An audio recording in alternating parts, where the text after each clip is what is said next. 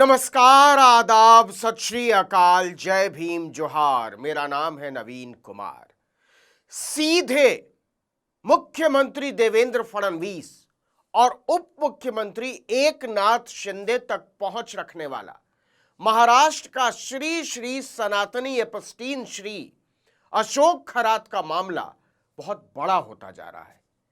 यह तो कुछ भी नहीं कि नरेंद्र मोदी और अमित शाह की जय बोलने वाली राज्य महिला आयोग की अध्यक्ष उसकी जूतियां उठाती थी, उसकी आरती उतारती थी और कथित तौर पर कई बार आध्यात्म के वशीभूत होकर अंतरंग सनातनी सेवाएं भी पेश किया करती थी। इस तरह की अंतरंग सनातनी सेवाओं के 100 से ज्यादा वीडियो उसके पास से मिले हैं, जिनके आधार पर वो जब चाहता था तब अतिरिक्त सनातनी सेवाओं की मांग किया करता था। अब खबर आ रही है कि भविष्य बांचने का धंधा करने वाला मनोज खरात रंगीन और अय्याशी नहीं था, दरिंदा भी था। जी हां, ईश्वर के नाम पर इंसान की बलि लेने वाला दरिंदा। भाजपा के राज में वो इस कदर सफलता की सीढ़ियां चढ़ता चला गया कि सब भौचक्के हैं। केवल 10 साल में उसने 1,500 करोड़ से ज्यादा का साम्राज्य खड़ा कर दिया। आपको बता दें कि महाराष्ट्र के नासिक में खुद को कैप्टन और कॉस्मोलॉजी का एक्सपर्ट बताने वाला सनातनी एपस्टीन अशोक खरात यौन शोषण, ब्लैकमेलिंग और ठगी के आरोपों में जांच के दायरे में है। जांच में उसके नेटवर्क, संपत्तियों और हाई प्रोफाइल कनेक्शन के ऐसे ऐसे ब्यौरे सामने आए हैं कि पुलिस भौचक्की है। उसकी समझ में नहीं आ रहा है कि किस पर हाथ डालना है और किस पर नहीं डालना है। वैसे सनातनी एपस्टीन धंधा तो करता था हाथ और ललाट देखने का, लेकिन उसकी नजर रहती थी कमर के नीचे, पुरुषों के भी और स्त्रियों के भी। जांच में पता चला है कि उसने तीव्र यौन आकांक्षाओं से तड़पते उम्र दराज आसामियों को 8-8 लाख रुपए किलो में शहद बेच डाला था कि यह सीधे यूरोप की गुफाओं में छत्ता लगाने वाली मधुमक्खियों से निकाला गया। हलक से उतारते ही आप कामदेव के अवतार हो जाएंगे। जांच में पता चला कि होता फुटपाथी शहद ही था, 800 रुपए में बिकने वाला, लेकिन उसके क्लाइंट भक्ति भाव से उसी को 8 लाख रुपए में खरीदा करते थे। इसका ब्यौरा आगे और बताएंगे। सर जी, मुख्यमंत्री और उप मुख्यमंत्री तक के साथ उठने बैठने वाला यह सनातनी एपस्टीन ऐसे ऐसे लोगों के बेडरूम तक घुसा हुआ था जिसकी बैठक में भी बड़े बड़े लोग नहीं झांक सकते थे। अशोक खरात की पहुंच और पैतरों की पैमाइश चल ही रही थी कि पुलिस को कुछ ऐसे संकेत मिले जिसने उसके होश उड़ा दिए।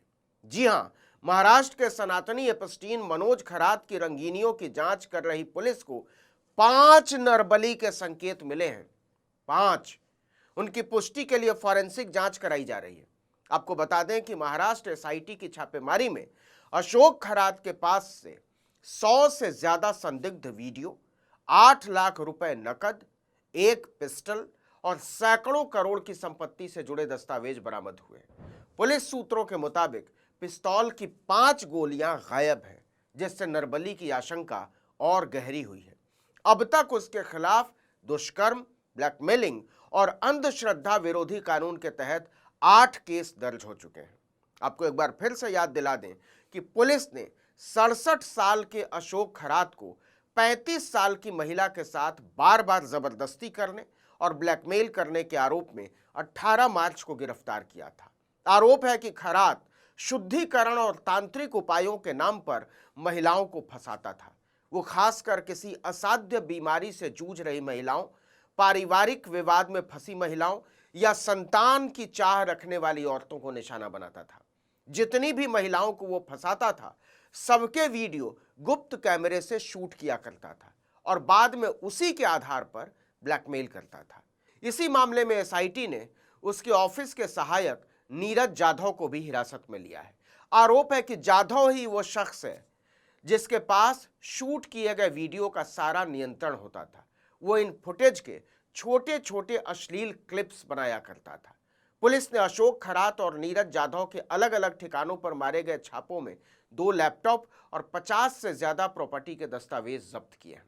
अब वीडियो की फॉरेंसिक जांच करके पीड़ितों की पहचान और उसके नेटवर्क की पड़ताल की जा रही है। आपको बता दें कि खरात खुद को ऑस्ट्रेलियाई मर्चेंट नेवी का कैप्टन और कॉस्मोलॉजी का एक्सपर्ट बताता था। वो दावा करता था कि उसने 154 देशों की यात्राएं की हैं और 12 विदेशी भाषाएं जानता है। पिछले 5 साल में वो 15 बार तुर्की गया। हैरानी की बात तो यह है कि खैरात केवल 10-12 साल में करीब करीब 1,500 करोड़ रुपए का बेनामी साम्राज्य खड़ा करता चला गया और न सरकार को पता चला, न ईडी को, न इनकम टैक्स को, न पुलिस को। कहते हैं इसकी वजह थी उसकी ऊंची पहुंच। हर डिपार्टमेंट में उसने अपनी आध्यात्मिक और तांत्रिक शक्तियों का झांसा देकर लोगों को फांस रखा था।